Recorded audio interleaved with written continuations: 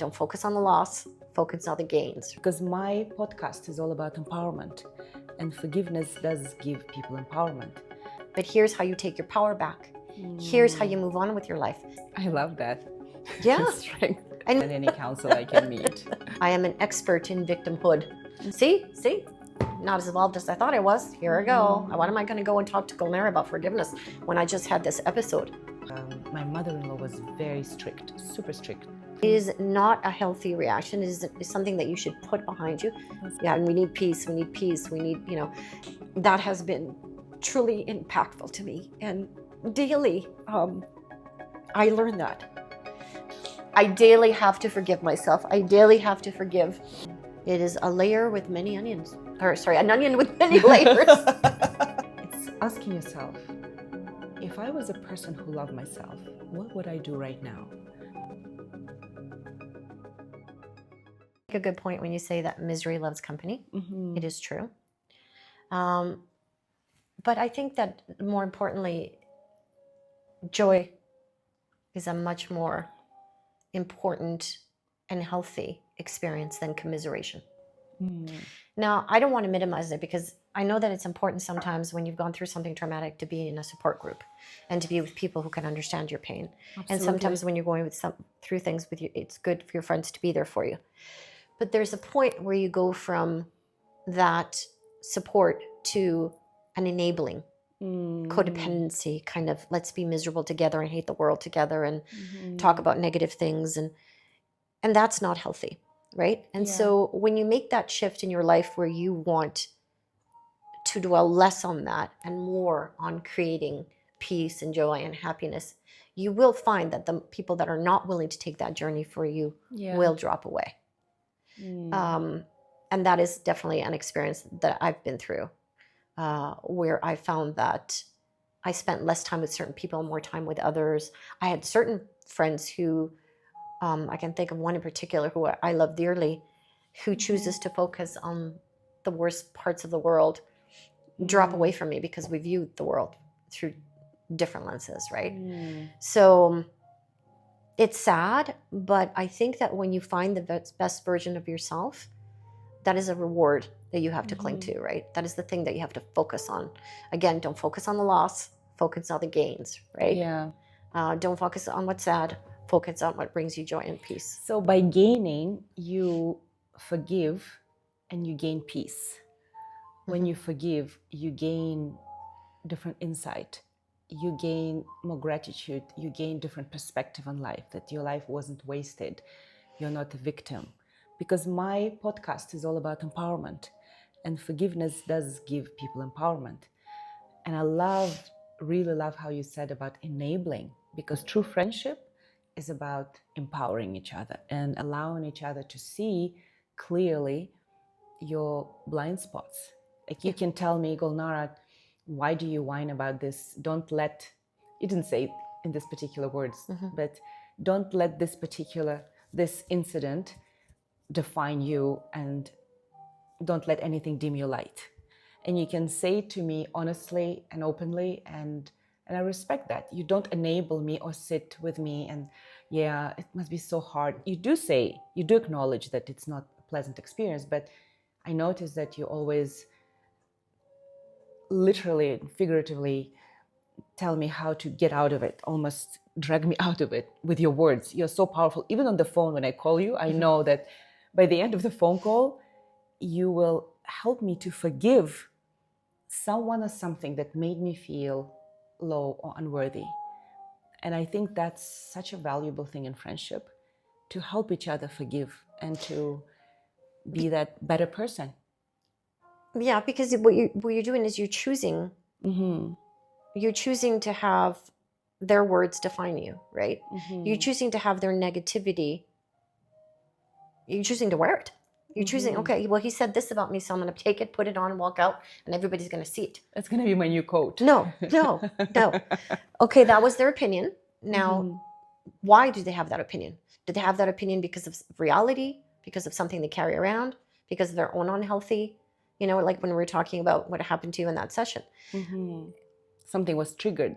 Yes, they were triggered. So I triggered something in people. Like we were talking about victims see victimizers everywhere, Mm-hmm. everywhere. Yeah. So if they're not prepared to let go of their victimhood, and your message is, hey, I know all these things happen to you, but here's how you take your power back. Here's how you move on with your life. And they're like, no, you're here to tell me why those people were bad and why I'm such a victim. Mm-hmm. And if you're not fulfilling their narrative of what they come there for, oh, you must be another one of those bad victimizers that is not here to tell me, you poor, poor victim. Because I don't fit their story. Correct. Well, you're there to say, that is just something that happened to you, but you're not a victim. You're not the way that person treated you. You're not those things. You're so much more than that. Leave it behind you. Take your power back. Take your power back and don't let them continue to have that hold over you. Because I love that.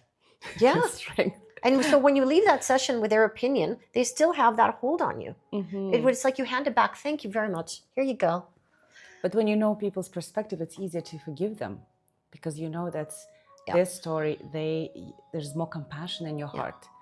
Instead of saying, oh, it's not me. We become so self-absorbed. And I was so self-absorbed. And I remember calling you and you said, it's not about you.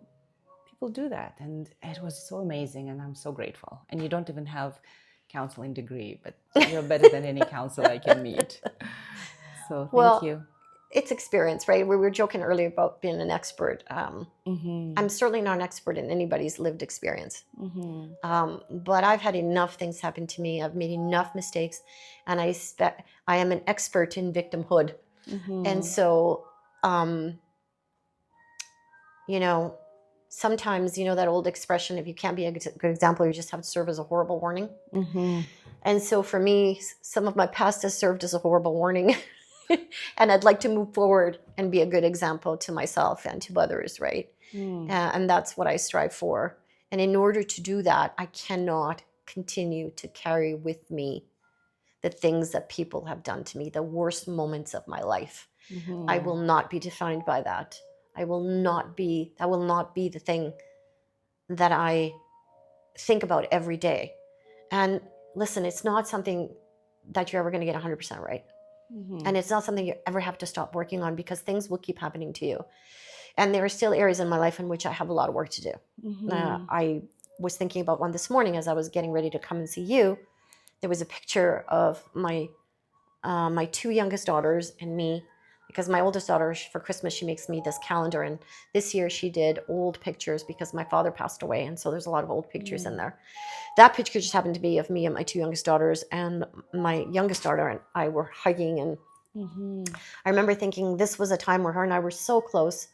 And it was before all the terrible things happened with her father, where he convinced her that I didn't love her and that and things went terribly wrong. And I just remember thinking, what an asshole. And then I put the picture down and I went, So that still has a hold on me, right? Because I can't even look at a picture of a happy memory without being tainted with what happened afterwards, right? I can't enjoy this beautiful thing that my daughter did for me without having this negative thing, because I haven't forgiven him yet. I haven't forgiven him yet. And the person who keeps paying for it is me. He's oblivious, right? Wow. So I still have a lot of work to do. And that's one of my weaknesses, I guess. That's one of my triggers, is anything to do with my children, where I feel like they were impacted or damaged. I have a very hard time forgiving those kinds of things. While I understand cognitively that forgiveness is what I need to do, emotionally, the weight of it still stays with me. And so I work on it all the time. So when I put that thing down, I said, let go. Let go, because it's preventing you from enjoying that picture. It was a different time. He was a different person. It was different circumstances. And you now have your three beautiful daughters in your life. Things are different. You're growing, you're learning, you're changing. Certainly there's still things that impact the relationships from the past. But focusing on that will only create more of that. It's the law of attraction. What you focus on is what you create, right? Right. And so I am aware that I'm far from being where I need to be in this journey, but I know that I'm a lot further than where I started. Amazing. Right? So every day has its own struggles and has its own lessons, right? So never think you've arrived. Because this minute you think you arrived, life will go, oh, really? Let me show you something. Yeah.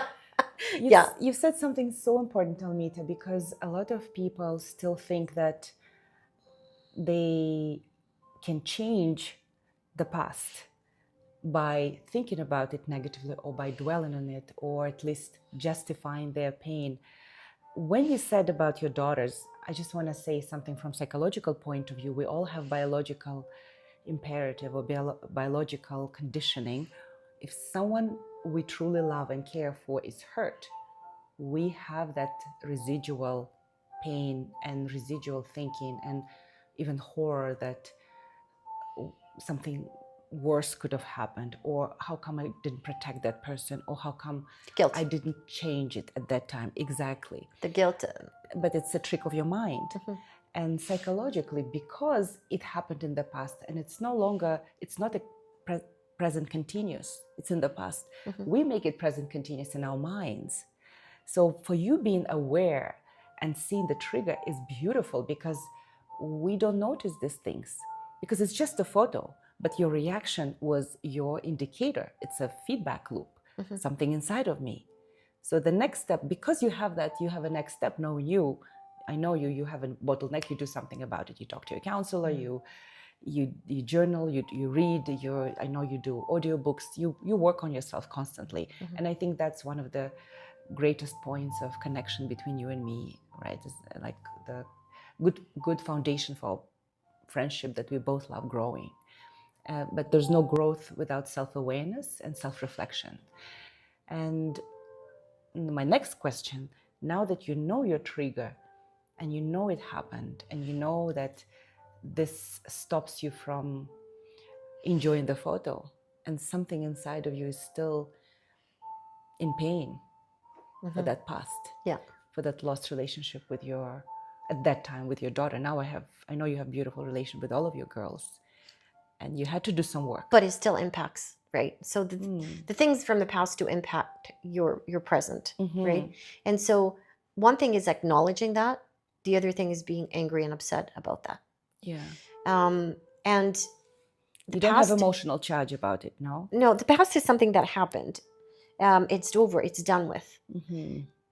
And yet we choose to carry it into the present, right? We choose to, and so it's a very complicated thing to even explain, because while there is a present impact from past situations, you do have control over how much you allow that impact to take root, right? But you didn't choose to carry that resentment towards your ex-husband. It's not your choice anymore. You said you cognitively know that that's not how you want to live, and yet something subconsciously. But I still had the thought. So the second I have the thought, I have a choice. I have a choice to acknowledge that the thought is not healthy. In that moment. A choice to say that does not serve me. That does not serve my daughter. That does not serve him. What is this adding to my life? And then letting go of it immediately. But also, too, more importantly, forgiving myself for having had that thought in the first place, because it could bother me all day. See, not as evolved as I thought I was. Here I go. What am I going to go and talk to Gulnara about forgiveness when I just had this episode? What a hypocrite, right? But the thing is that you have to, day by day, moment by moment, forgive yourself for these things and recognize it's just one more step in the journey, right?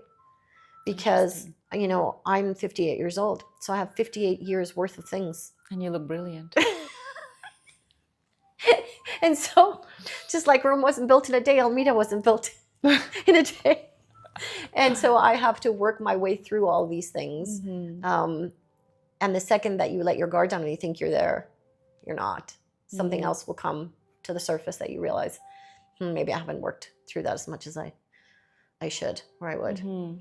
The second you can open up an old photo album or something old and look through it and you don't have any of these feelings, that's you've really.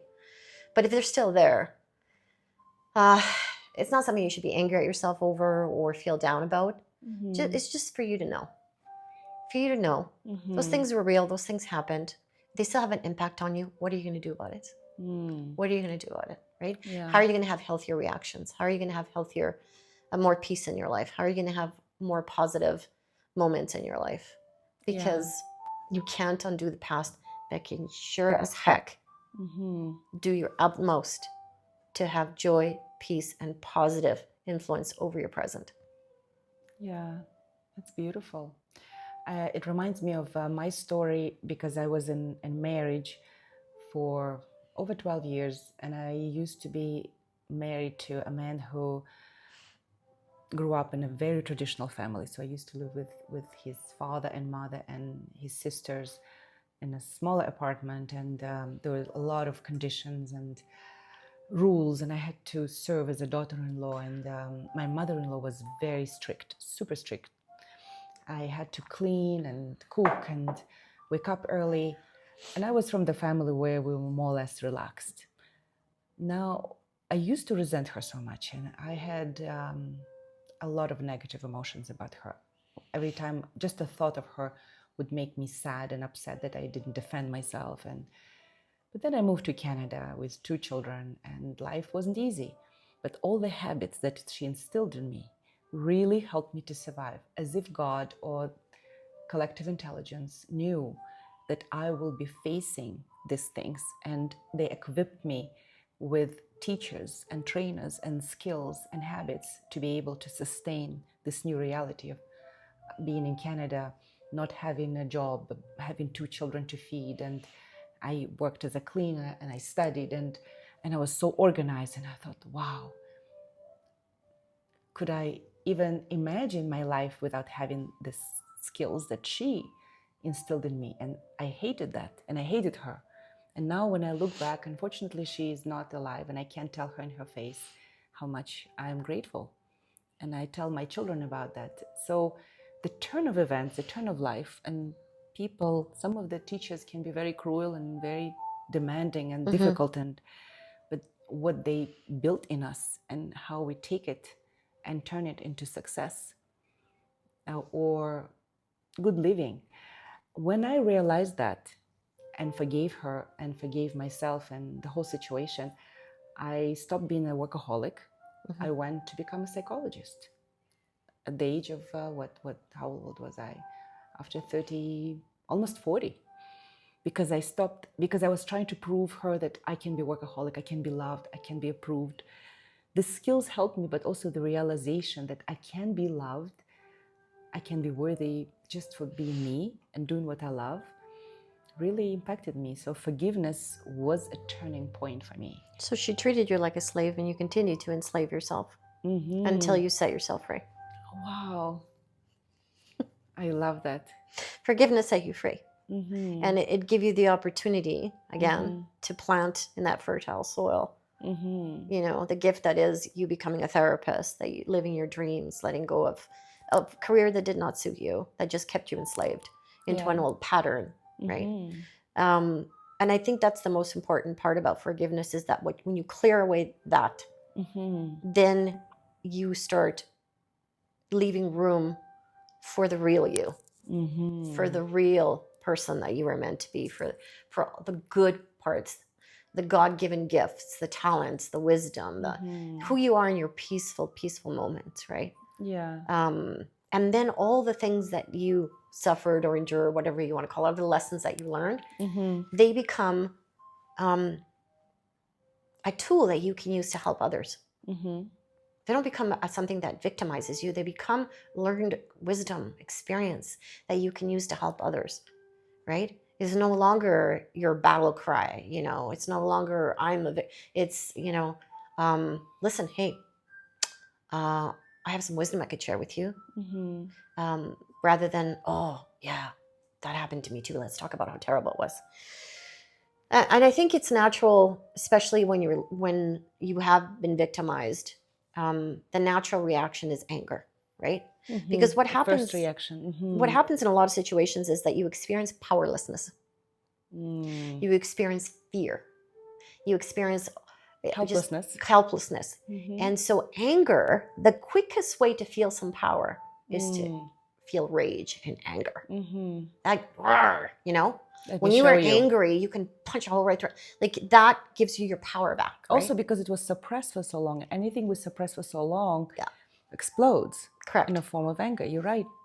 So, but then if that is where you get your power from, Is anger, victimization, rage is what you get your power from. That will just burn you out faster than you will ever. And because it is negative energy, it's just going to continue to attract all kinds of negativity into your life. Yeah. So while anger is the first reaction you normally have, it is not a healthy reaction. It is something that you should put behind you. Not sustainable too. Keep going.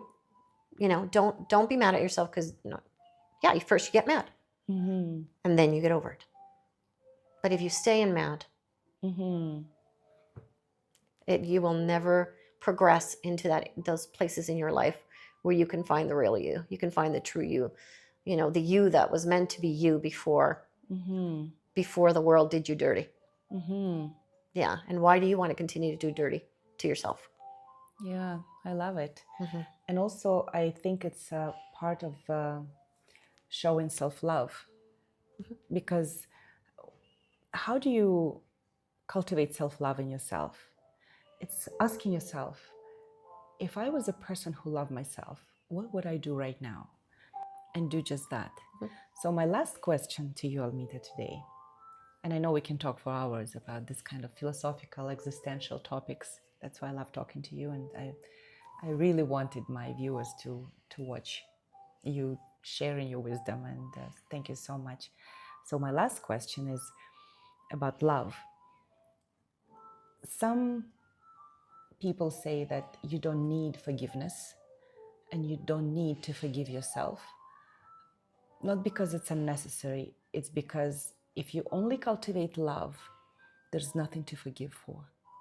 It's like with your father, and I know he passed away recently, and I know you've done all this great work reconnecting with him, and I could tell there was love, even though his last days were not easy, and as a person in pain, he was a bit capricious and picky, and he would talk in a way that would trigger you, and yet you were that loving daughter, and you would go there with your partner, and you would tell me, my father did this and that, but there was no hatred there.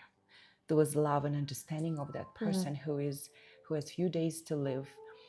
And love, it's almost turned into love where there's no need for forgiveness when you understand why he did, what he gave you, because you said you became more grateful. And also love and self-love. When you love yourself, you said, I forgive yourself for thinking that way. But if you truly love yourself, do you really need to forgive yourself? So what's the relationship between love, self-love, and forgiveness?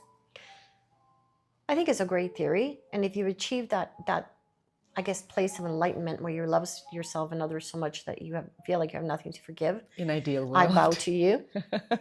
Okay. However, I am not that enlightened.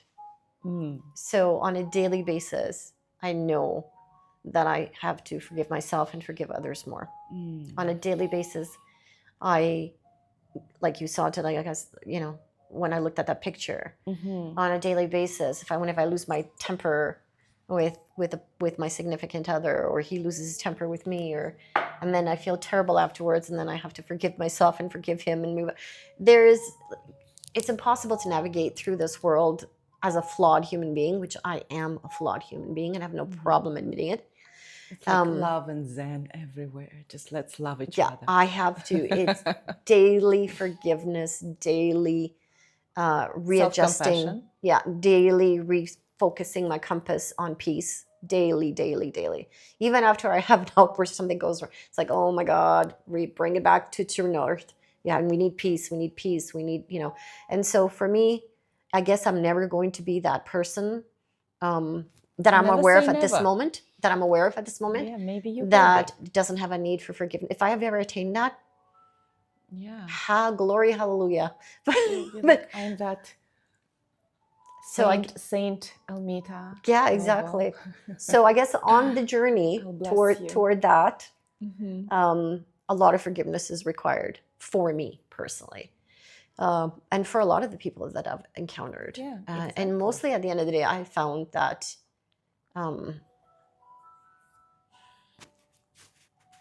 it was impossible to forgive other people because I first had to forgive myself for how I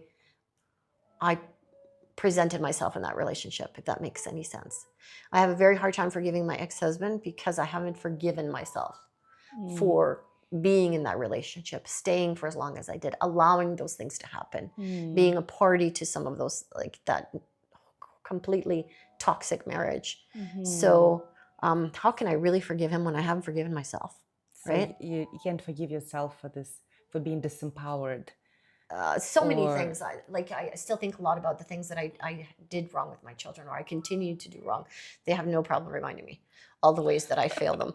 Right. I had a conversation with one of my daughters last night, in which she was daughters. They're very outspoken. Yeah, she's very eloquent about telling me all the ways that I failed her lately, and I just sat there quietly and thought, that is her experience. That is how she feels. Do not negate anything. Understand that's how she feels, right? And then I had to forgive myself, right? And try not to feel down, and and I know that's how she views things, even though if I was not even remotely my intention. Do you ask for forgiveness from her? Do you ask her to forgive you? Yeah. But even when I asked for forgiveness, she goes, that wasn't a proper apology. So I had to say, okay, I'm sorry, a different way, right? And so I haven't finished that conversation with her, because until she feels like I've given her a proper apology, I've given her an apology. Doesn't matter how sorry I feel, right? Not in her world. Correct. And so, yeah, it's a constant navigating through those relationships and figuring out how to show up in a way that is healthy for both her and for me. That I can forgive myself for my flaws without, or forgive myself for having hurt her, even though I didn't intend to do it, right? Instead of going into defense, that's not what I meant. You're reading into it. Why can't you see what I was trying to do? It doesn't matter. None of that matters. What matters is she was hurt. Yeah. Right. So, when I try to defend myself, I realize I do that because it's easier to defend myself than to forgive myself. And I wonder how often that appears in my life, in relationships. It's easier to defend myself than to forgive myself. And so I go to defense. And so that's a lesson that I'm still working on. Whenever something comes up and there's conflict, somebody says, you hurt me, or I didn't like this. If I try to justify it, I go back to, it's easier to defend myself than to forgive myself. I still have work to do. I still have work to do. But isn't defending is part of forgiving? Because in a sense, if you could have done it differently, you would have. And understanding that is more self-compassionate approach to yourself. Certainly, and that's an internal conversation you can have with yourself, because you know why you did it, right? You know you had no ill intent. Right. But when you've hurt somebody, and you're invalidating their feelings. You're not showing up in a way that's healing for them, right? And you're not admitting, I did something that hurt them. Yeah. I did something that really, and I'm truly sorry. Please forgive me. Yeah. Because that was not my intent, right? And so that's what I mean. It's like they don't have to be mutually exclusive of each other. Yes. You can say to yourself, hey, Almeida, you didn't mean to do that. It was not your intent. This is what you were going for. It's terrible that it's taken this way. It's terrible that it went so off the rails. I know right now you feel like no good deed goes unpunished. There's a lesson in this. Let's learn it. Ask for forgiveness. Move on. So you can provide healing for them and healing for yourself. Saying I'm sorry doesn't make you a bad person. Yeah. But I loved how you said that just because you said you're sorry and in different ways, but your child still doesn't feel the depth of your apology or the sincerity, the validity. No. You still need to do whatever it takes. Yeah. If these people matter to you. So like when my daughter says, I said, I'm sorry you feel that way. She's like, that is a fake apology. And I went, that's right. Because I said, I'm sorry what I did made you feel that way. She goes, that's still not good enough. And I'm sorry what I did made you feel that way. I said, it was not my intention at all. It's nice that you're trying. But what she wants is, I'm sorry I did that. Are you really sorry you did that? Even though you had the best of intentions, even though that's not what you were going for, yeah, damn it, I'm sorry I did that because it didn't work out the way I wanted it to. So if I had to go back and do it again, this is where I think it's really important for you to understand when apology is necessary. Mm-hmm. Now that it's all played out, Mm-hmm. okay, it's all done, and you realize how it was taken and the damage it did. If you had it to do all over again, would you do it the same way? Mm. If you could get a different result by doing it a different way, Mm-hmm. and the answer is no, I would not do it that way, you owe that person an apology. If I had to do it over again, I would not do it that way, because I had no idea that it was going to play out that way. I had no idea that was going to happen, and therefore I'm really sorry I did that. I'm really sorry I did that, because I had no idea that was going to happen. You had no awareness, and you had no So capacity. stop probably. justifying it. Mm-hmm. Stop defending yourself. Mm-hmm. None of that matters to that person. Mm-hmm. It matters to you, and you can say it's okay because I know your intent. It's Yeah. okay. You're not a bad person, but you still owe that person an apology, and that doesn't make you bad, Yeah. right? That's why I think love is so important, and I know it's a big word. And in my case, I remember my youngest son was telling me that when we moved to Canada, certain things happened, and this happened, and they do say to you in no uncertain terms about their feelings. So what I decided to do, it was difficult for me, but then I just wanted to reach out. I wanted to show them my love, and it was not easy, and sometimes I would get hurt because I felt, well, it's not enough. How much more? I'm your mother and all of this. But then yeah, they didn't ask me to bring them to this world. They didn't ask me, I want to be a great mother. This is my choice. What can I do today? And I went to Vancouver a few days ago, and I remember we talked to Arman, my youngest son, and he said, why did you say this? Or why can't you be curious? And then I asked him, what would be an ideal sentence or behavior from my part to make you feel better, to make you feel that I really care? I don't remember exactly, but he said, good one. Thank you for being curious. Thank you for asking me. Thank you for making an effort. And I don't think that we can ever give up on our children, because it's my personal opinion. You know how much I love my children. I know how much you love your children. And I've been in your Christmas party with your beautiful family, and we both share that. And I think love does conquer all in my mind. Yeah. I think the biggest lessons you'll ever learn, and the most important aha moments you'll ever have, are with your children. My children have taught me, oh my God, so much about myself. They've taught me the darkest parts of myself. And they've taught me the strongest parts of myself. I get emotional just thinking about it. Wow. They've taught me what real love means. They taught me perseverance, endurance. They've taught me everything, really, about what it means to be a decent human being. So I think it's funny because I don't want to feel anybody who doesn't have children to feel diminished. Yeah.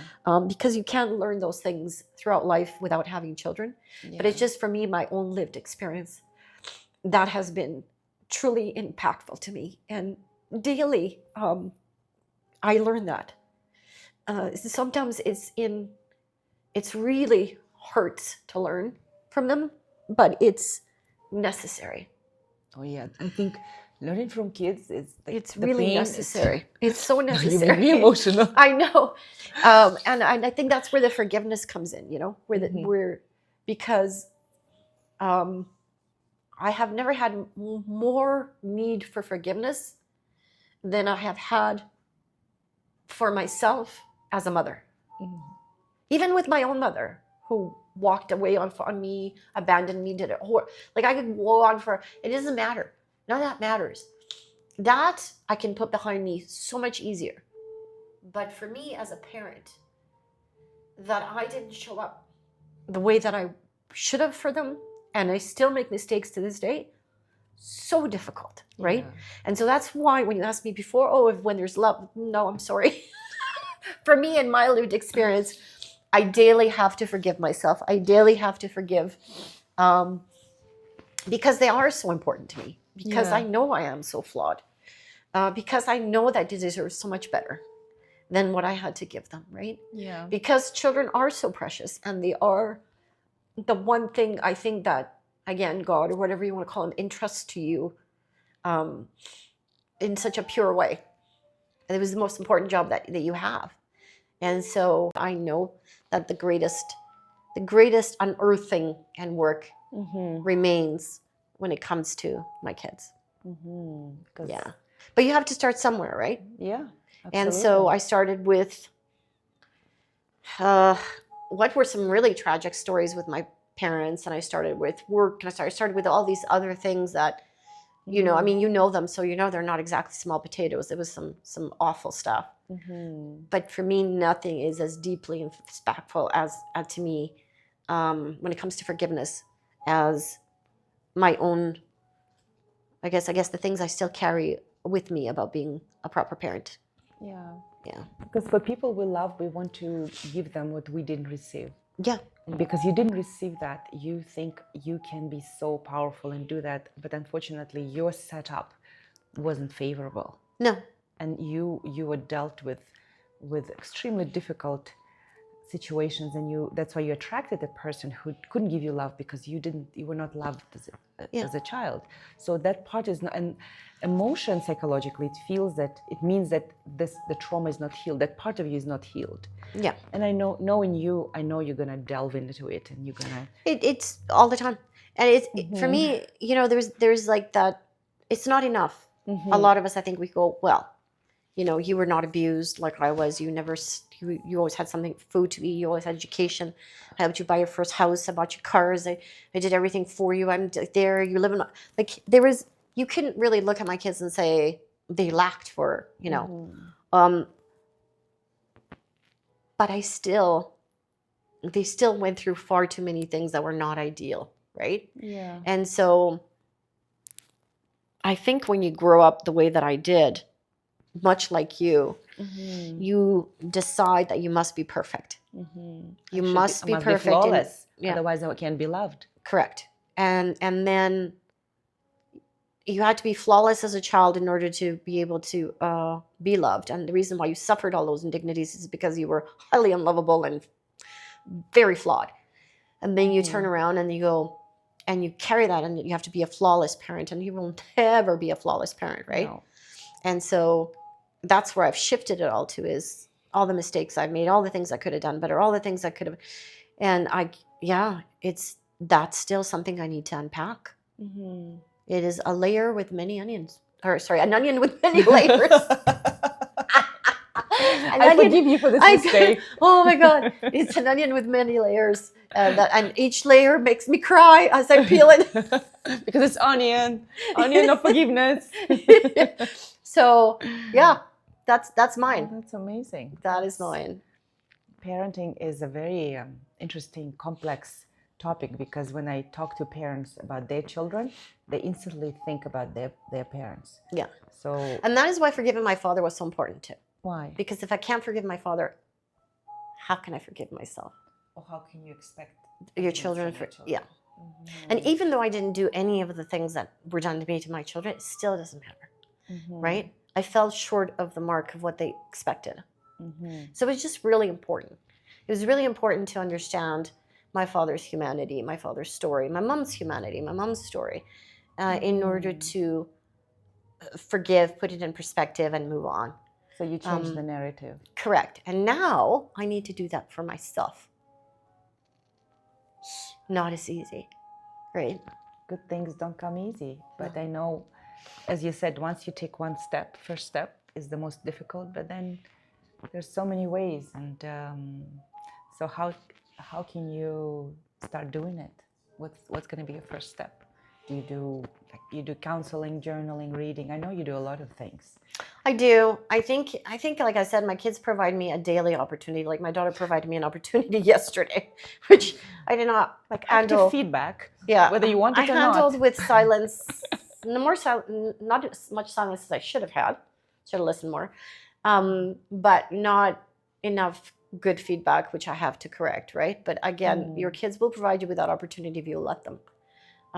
But then you have to respond. Yeah. You have to respond.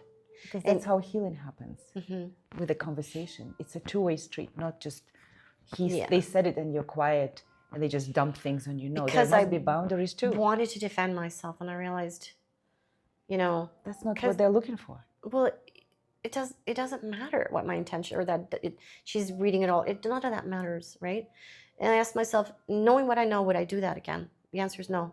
Therefore, I'm sorry. I shouldn't have done that. Yeah. Had I known, I would never have done it that way. I apologize. You know, So so that's a lesson for next time, right? That's beautiful. So now, a day later, I get it. But in the moment, I was like, I know. how dare you, when I was trying to do the right thing, and I'm your mother. and then you're saying things to me like you always and you never and I'm like, oh big my words. God, yes. Yeah. So As you told me a few weeks ago, a few months ago, we do have a choice we don't have a choice of our first reaction. No. But we can retain our choice. How we do it next, after like when we calm down. Is that what you're saying? How did you? Yeah. So a long time ago, somebody very wise, this guy I work for now, said to me, Almita, respond, don't react. That was the beginning of a very big lesson for me, because a reaction is always 99% of the time your reaction is the wrong thing.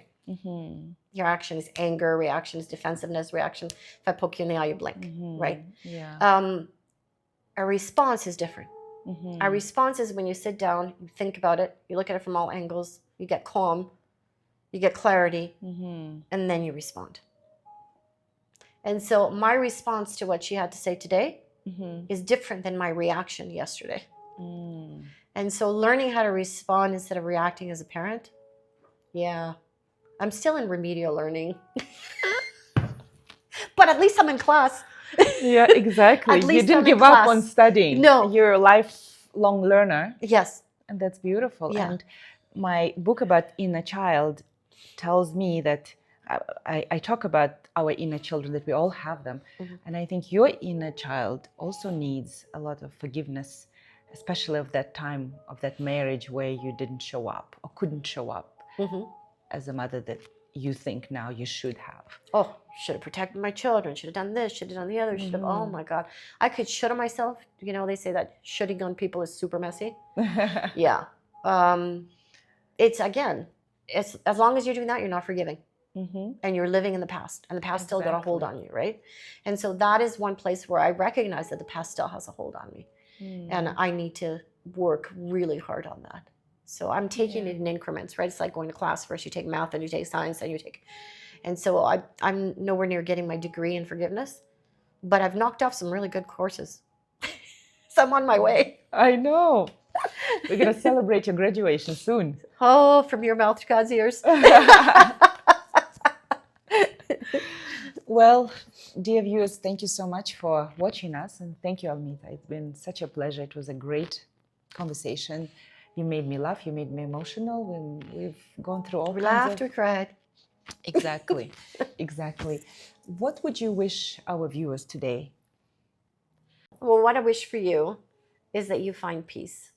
The peace that comes from forgiving yourself and others, and that you live in the present, in joy, in happiness, peace, and that you create the space for you to be the person that you were meant to be, but not the person that other people forced you to be, not the person that other people victimized you into being, but the person that you were really meant to be, the peaceful, loving, gentle, kind person you were meant to be. That's what I wish for you.